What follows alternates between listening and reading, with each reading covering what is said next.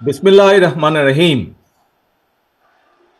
আন্তর্জাতিক শ্রমিক দিবস উপলক্ষে বাংলাদেশ জাতীয়তাবাদী শ্রমিক দল আয়োজিত আজকের এই জনসভার সম্মানিত সভাপতি, মঞ্চে উপস্থিত বাংলাদেশ জাতীয়তাবাদী দলের সম্মানিত মহাসচিব জনাব মির্জা ফখরুল ইসলাম আলমগীর সহ উপস্থিত সম্মানিত স্থায়ী কমিটির সদস্যবৃন্দ, মঞ্চে উপস্থিত বিভিন্ন পর্যায়ের নেতৃবৃন্দ, আমার সামনে উপস্থিত প্রিয় ভাই ও বোনেরা, শ্রমিক ভাই ও বোনেরা, আসসালামু আলাইকুম। আন্তর্জাতিক শ্রমিক দিবস উপলক্ষে আমি প্রথমেই বাংলাদেশ সহ সারা বিশ্বের শ্রমজীবী, কর্মজীবী মানুষের প্রতি জানাই একান্ত শুভেচ্ছা এবং ভালোবাসা। 18 কোটির বেশি মানুষের এই বাংলাদেশে বিভিন্ন সেক্টরে সব মিলিয়ে কর্মক্ষম শ্রমজীবী মানুষের সংখ্যা প্রায় 8 কোটি বা তারও কিছু বেশি। প্রিয় ভাই বোনেরা, এর ভেতর নারী শ্রমিকের সংখ্যা প্রায় অর্ধেক। শ্রমজীবী, কর্মজীবী এইসব মানুষেরাই আমাদের এই প্রিয় বাংলাদেশের উন্নয়ন এবং অর্থনীতির প্রাণ।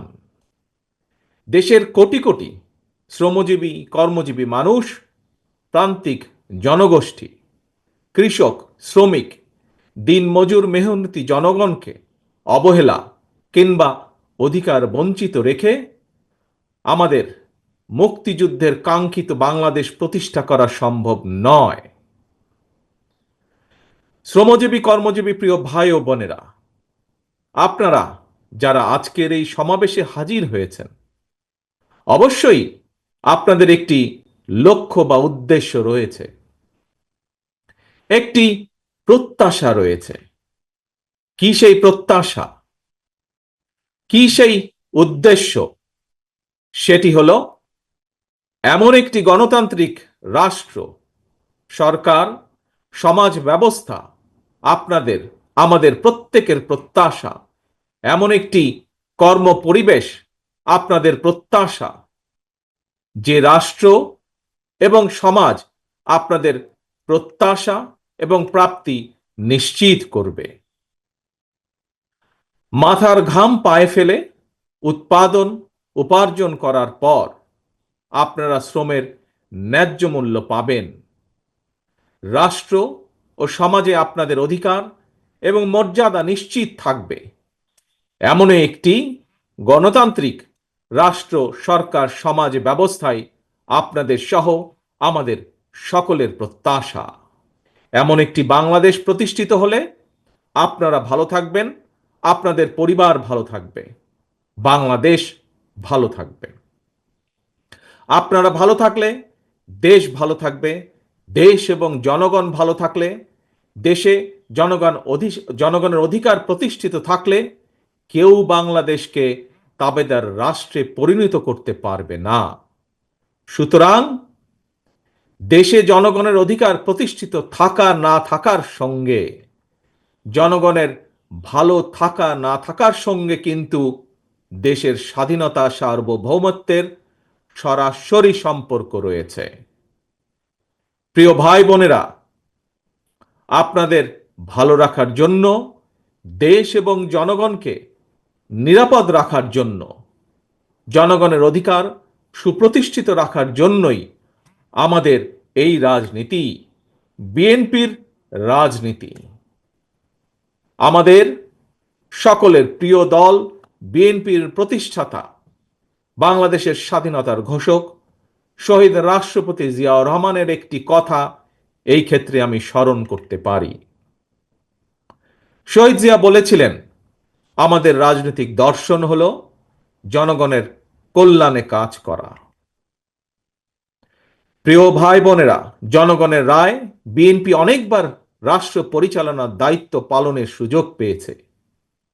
বিএনপি সরকার প্রতিবারই মানুষের অধিকারের প্রতি সম্মান রেখে জনগণের কল্যাণে আন্তরিকভাবে দায়িত্ব পালনের চেষ্টা করেছে। এ কারণেই কিন্তু বিএনপির নেতাকর্মীদেরকে কখনোই দেশ ছেড়ে পালিয়ে যেতে হয়নি। প্রিয় ভাই ও বোনেরা, গত ১.৫ দশকে স্বাধীন বাংলাদেশকে পরাধীনতার শৃঙ্খলে আবদ্ধ করে ফেলা হয়েছিল।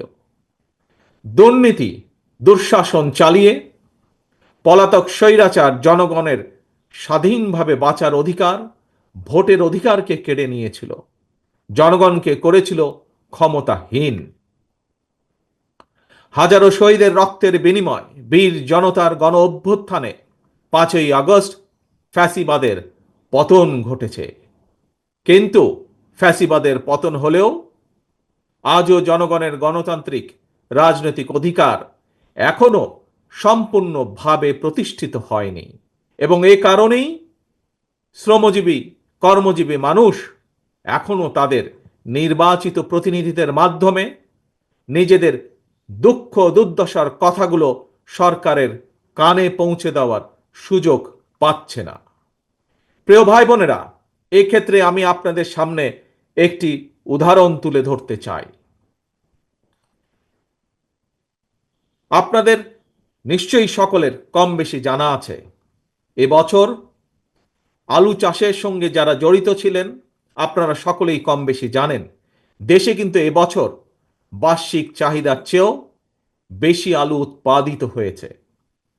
আলুর বাম্পার ফলনের কারণে কৃষকের মুখে কিন্তু হাসি ফোটার কথা ছিল, অথচ আলু উৎপাদন করে কৃষক ভাইরা এখন বিপাকে পড়েছে। একদিকে আলু উৎপাদনের খরচ ছিল দ্বিগুণ, অপরদিকে উৎপাদিত আলু সংরক্ষণ করতে গিয়েও কৃষক ভাইদেরকে দ্বিগুণ খরচ গুনতে হয়েছে। শিল্প কারখানা, গার্মেন্ট সহ প্রতিটি সেক্টরেই শ্রমজীবী কর্মজীবী মানুষদেরকে এই ধরনের বহুবিধ সমস্যা মোকাবেলা করতে হচ্ছে। আরও একটি বিষয় আপনাদের সামনে আমি উল্লেখ করতে চাই, সেটি হলো ফ্যাসিবাদী শাসনের অবসান হওয়ার পর এবছর রমজান মাসে নিত্য প্রয়োজনীয় দ্রব্যমূল্য তুলনামূলকভাবে সহনীয় ছিল। এজন্য আমরা আমাদের দল এবং জনগণের পক্ষ থেকে অন্তর্বর্তীকালীন সরকারকে ধন্যবাদ জানাই। কিন্তু প্রিয় ভাই বোনেরা, রমজান শেষ হওয়ার সাথে সাথেই পুনরায় চাল তেলের দাম বাড়িয়ে দেওয়া হয়েছে। চাল তেলের দাম বেড়েছে, কিন্তু মানুষের আয় রোজগার কিন্তু বাড়েনি। তাহলে জনগণ এখন তাদের এমন ভোগান্তির কথা কার কাছে, কোথায়, কিভাবে বলবে? প্রিয় কৃষক শ্রমিক ভাই ও বোনেরা, দেশে এখন প্রতিনিয়ত সংস্কার নিয়ে শোরগোল চলছে। গণমাধ্যমের খবর কিংবা টিভির টকশো সবখানেই সংস্কার নিয়ে আলোচনা। কিন্তু সংস্কারের যে এই এত কর্মযজ্ঞ চলছে, এই কর্মযজ্ঞে দেশের শ্রমজীবী মানুষের কণ্ঠস্বর কোথায়? কৃষক শ্রমিকরা তো গ্রামীণ অর্থনীতির মূল চালিকা শক্তি। তাহলে তারা কোথায়, কার কাছে, কিভাবে তাদের সমস্যা সম্ভাবনার চিত্র তুলে ধরবে? কে তাদের প্রতিনিধি? রাজনৈতিক দলের প্রতিনিধি হিসাবে আমরা মনে করি প্রান্তিক জনগোষ্ঠীর দুঃখ দুর্দশার সমস্যা সম্ভাবনার কথাগুলো যাতে রাষ্ট্র এবং সরকারের কানে পৌঁছে, এই জন্যই জনগণের প্রত্যক্ষ ভোটে নির্বাচিত জনপ্রতিনিধি, নির্বাচিত জাতীয় সংসদ এবং নির্বাচিত সরকার প্রয়োজন। কারণ জনগণের প্রত্যক্ষ ভোটে নির্বাচিত প্রতিনিধি, নির্বাচিত সরকার অবশ্যই জনগণের কথা শুনতে বাধ্য। প্রিয় ভাই ও বোনেরা, জনগণের কাছে জবাবদিহিমূলক সরকার প্রতিষ্ঠার জন্য রাষ্ট্র, রাজনীতি এবং সরকারের সংস্কারের জন্য বাংলাদেশের পক্ষের রাজনৈতিক দলগুলোর সঙ্গে আলোচনা করে 2023 সালে বিএনপি 31 দফা সংস্কার কর্মসূচি ঘোষণা করেছিল। সংস্কার কর্মসূচি নিয়ে বর্তমানে বিএনপি সারা দেশে জনগণের বিভিন্ন শ্রেণী পেশা জনগণের সঙ্গে সংলাপ করে চলছে। পাশাপাশি সংস্কার কর্মসূচি বাস্তবায়নে বিএনপি অন্তর্বর্তীকালীন সরকারের সাথেও আলোচনা করছে। কারণ রাষ্ট্র রাজনীতির গুণগত পরিবর্তনের জন্য যেমন সংস্কার প্রয়োজন, একইভাবে জনগণের রাজনৈতিক ক্ষমতা নিশ্চিত করার জন্য, জনগণের ভোটের অধিকার প্রতিষ্ঠার জন্য প্রয়োজন নির্বাচন। বিএনপি মনে করে সরকার এবং নির্বাচন উভয়টি প্রয়োজন। অন্তর্বর্তীকালীন সরকারের প্রতি আহ্বান, আপনারা একটু সতর্ক থাকবেন। অন্তর্বর্তীকালীন সরকারের একটি অংশ সংস্কার এবং নির্বাচনকে মুখোমুখি দাঁড় করিয়ে ফ্যাসিবাদ বিরোধী রাজনৈতিক দলগুলোর মধ্যে সুপরিকল্পিতভাবে বিরোধ উস্কে দিতে চায়। গণতান্ত্রিক আমি জনগণের মনে এ ধরনের বিশ্বাস জন্ম দিতে শুরু করেছে। তাদের কাছে আমাদের আহ্বান, স্বল্প মেয়াদী এবং দীর্ঘমেয়াদী সংস্কার প্রস্তাবনা প্রণয়ন করুন। কোনো রাজনৈতিক দলের আপত্তি নেই, তবে পাশাপাশি প্রয়োজনীয় সংস্কার সম্পন্ন করে আইন শৃঙ্খলা বাহিনী, বিচার বিভাগ এবং নির্বাচন কমিশনকে প্রস্তুত করুন। সুনির্দিষ্টভাবে আগামী জাতীয় নির্বাচনের রূপরেখা ঘোষণা করুন। অন্তর্বর্তীকালীন সরকারের কর্মপরিকল্পনার পথনকশা গণতান্ত্রিক আমি জনগণের সামনে সুস্পষ্ট থাকলে জনমনে সন্দেহ সংশয় কেটে যাবে। প্রিয় দেশবাসী, ফ্যাসিবাদ মুক্ত বাংলাদেশে জনগণের ভোটে জনগণের কাছে জবাবদিহিমূলক সরকার প্রতিষ্ঠার জন্যই বিএনপি সহ বাংলাদেশের গণতান্ত্রিক রাজনৈতিক দলগুলো অন্তর্বর্তীকালীন সরকারকে নিঃশর্ত সমর্থন দেওয়া অব্যাহত রেখেছে। তবে গণতান্ত্রিক আমি জনগণ মনে করে অন্তর্বর্তীকালীন সরকারের প্রতি অনির্দিষ্টকালের জন্য সমর্থন অব্যাহত রাখা যৌক্তিক নয়। পলাতক স্বৈরাচার দেশে আর যেন মাথাচাড়া দিয়ে ওঠার সুযোগ না পায়, এজন্যই জনগণের কাছে জবাবদিহিমূলক সরকার প্রতিষ্ঠা অত্যন্ত জরুরি। ফ্যাসিস্ট কিংবা স্বৈরাচার হওয়ার মন্ত্র দেশের সংবিধান কিংবা দেশের আইনে লেখা থাকে না, বরং সংবিধান বা আইন না মানার কারণেই ফ্যাসিবাদের জন্ম হয়।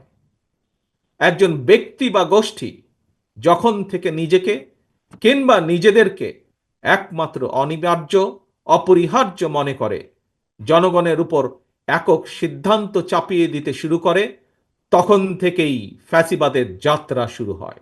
এবং এ কারণেই বলতে চাই, কোনো ব্যক্তি অথবা গোষ্ঠীর মনে বিনা ভোটে ক্ষমতা দীর্ঘায়িত করার সুপ্ত বাসনা, পুনের আকাঙ্ক্ষা যেন রাষ্ট্র সরকারকে ফ্যাসিবাদে প্রতিপ্রলুব্ধ করতে না পারে, সেজন্যই জনগণের প্রত্যক্ষ ভোটে নির্বাচিত জনপ্রতিনিধি, নির্বাচিত জাতীয় সংসদ এবং জবাবদিহিমূলক সরকার প্রতিষ্ঠা করা দরকার। নিয়মিত গণতান্ত্রিক চর্চার মধ্যে দিয়ে দেশে মানুষের অধিকার সুরক্ষিত হয়ে উঠে, রাষ্ট্র রাজনীতিতে গণতন্ত্র প্রাতিষ্ঠানিক ভিত্তি পায়। প্রিয় ভাই বোনেরা, জনগণের সরাসরি ভোটের মাধ্যমেই দেশের সরকার গঠিত হয়, সরকারের পরিবর্তন ঘটে। এটি বিশ্বের গণতান্ত্রিক রীতি। তবে রাষ্ট্র স্বৈরাচার কিংবা ফ্যাসিবাদের কবলে পতিত হলে গণবিপ্লব কিংবা গণ অভ্যুত্থানের মাধ্যমেও ফ্যাসিবাদী সরকারের পরিবর্তন হয়। তত্ত্বাবধায়ক কিংবা অন্তর্বর্তীকালীন সরকার গঠিত হয়। এ ধরনের বিশেষ পরিস্থিতির সরকার অবৈধ নয়, তবে এ ধরনের বিশেষ পরিস্থিতির সরকার কখনোই জনগণের সরাসরি ভোটে নির্বাচিত সরকারের বিকল্প নয় এবং বিকল্প হতে পারে না। প্রিয় দেশবাসী, এবার আরও একটি গুরুত্বপূর্ণ বিষয়ের দিকে আপনাদের দৃষ্টি আকর্ষণ করতে চাই। আভ্যন্তরীণ যুদ্ধে লিপ্ত মিয়ানমারের রাখাইনে মানবিক সাহায্য পৌঁছানোর জন্য বাংলাদেশকে করিডোর হিসাবে ব্যবহারের অনুমতি দেওয়ার ব্যাপারে অন্তর্বর্তীকালীন সরকার নাকি নীতিগতভাবে সিদ্ধান্ত নিয়েছে। দেশের স্বাধীনতা সার্বভৌমত্বের সঙ্গে জড়িত এমন একটি স্পর্শকাতর বিষয় সিদ্ধান্ত নেওয়ার ক্ষেত্রে অন্তর্বর্তীকালীন সরকার কিন্তু জনগণকে জানায়নি। এমনকি জনগণের প্রতিনিধিত্বকারী রাজনৈতিক দলগুলোর সঙ্গেও কোনোই আলোচনা করার প্রয়োজন বোধ করেনি। দেশের জনগণকে না জানিয়ে অন্তর্বর্তীকালীন সরকার এ ধরনের সিদ্ধান্ত নিতে পারে কিনা কিংবা নেওয়া উচিত কিনা এই মুহূর্তে সেই বিতর্ক আমি তুলতে চাই না। তবে দেশের স্বাধীনতা প্রিয় জনগণের কে মনে করে করিডোর স্বাধীনতা প্রিয় জনগণ মনে করে করিডোর দেওয়া না দেওয়ার বিষয় সিদ্ধান্ত আসতে হবে জনগণের কাছ থেকে। সিদ্ধান্ত আসতে হবে জনগণের প্রত্যক্ষ ভোটে নির্বাচিত জাতীয় সংসদের মাধ্যমে। এ ধরনের পরিস্থিতিতে গণতান্ত্রিক বিশ্বের দেশে দেশে এটাই নিয়ম, এটাই রীতি। আমাদের বক্তব্য স্পষ্ট, বিদেশিদের স্বার্থ রক্ষার স্বার্থে নয়, অন্তর্বর্তীকালীন সরকারকে সবার আগে দেশের জনগণের স্বার্থ নিশ্চিত করতে হবে। কারণ মিয়ানমার, ভারত, পাকিস্তান কিংবা অন্য কোনো দেশ নয়, সবার আগে বাংলাদেশ। এটিই হতে হবে আমাদের, এটিই হতে হবে আমাদের একমাত্র লক্ষ্য। সারা দেশের শ্রমজীবী কর্মজীবী ভাই ও বোনেরা, আমি বিশ্বাস করি, বিএনপি বিশ্বাস করে, তৃণমূলের জনগণের রাজনৈতিক এবং অর্থনৈতিক ক্ষমতায়ন ছাড়া শ্রমজীবী কর্মজীবী মানুষের ভাগ্যের পরিবর্তন সম্ভব নয়। শ্রমজীবী কর্মজীবী মানুষের অধিকার উপেক্ষা করে কোনো রাষ্ট্র এগিয়ে যেতে পারে না। শ্রমজীবী কর্মজীবী মানুষের শ্রম, ঘাম, মেধার উপর নির্ভর করে একটি দেশের উন্নয়ন এবং অর্থনীতির শক্তিশালী ভিত্তি রচিত হয়। প্রিয় দেশবাসী, 1971 সালের অর্জিত মুক্তিযুদ্ধের বাংলাদেশ, 75 সালের 7ই নভেম্বরের আধিপত্যবাদ এবং তাবেদার মুক্ত বাংলাদেশ, 90-এর স্বৈরাচার মুক্ত বাংলাদেশ, 2024-এর 5ই আগস্টের ফ্যাসিবাদ মুক্ত বাংলাদেশ। দেশের ইতিহাসের প্রতিটি বাঁকে জনগণের একটি সুমহান আকাঙ্ক্ষা। কি সেটি? সেটি হচ্ছে একটি বৈষম্যহীন, নিরাপদ, মানবিক, গণতান্ত্রিক বাংলাদেশ বিনির্মাণ। আজকের এই বিশেষ দিনে দেশের কৃষক, শ্রমিক, মেহনতি মানুষ দল, মত, ধর্ম, বর্ণ নির্বিশেষে দেশের গণতন্ত্র প্রিয় জনগণের প্রতি আহ্বান, কোনো উস্কানি কিংবা অপপ্রচারে বিভ্রান্ত হবেন না। 71-এর মুক্তিযুদ্ধ থেকে আজ পর্যন্ত সকল শহীদদের কাঙ্ক্ষিত বাংলাদেশ প্রতিষ্ঠার জন্য আসুন আমরা ঐক্যবদ্ধ হই, ঐক্যবদ্ধ থাকি। কারণ অনৈক্যের সুযোগ নিয়ে পরাজিত পলাতক অপশক্তি যাতে আর পুনর্বাসিত হবার সুযোগ না পায়, এই ব্যাপারে সতর্ক এবং সজাগ থাকার আহ্বান জানিয়ে কৃষক, শ্রমিক, মেহনতি মানুষ, গণতান্ত্রিক কামী জনগণের সাফল্য কামনা করে আমার বক্তব্য শেষ করছি। আল্লাহ হাফেজ। বাংলাদেশ জিন্দাবাদ। বাংলাদেশ জাতীয়তাবাদী দল জিন্দাবাদ।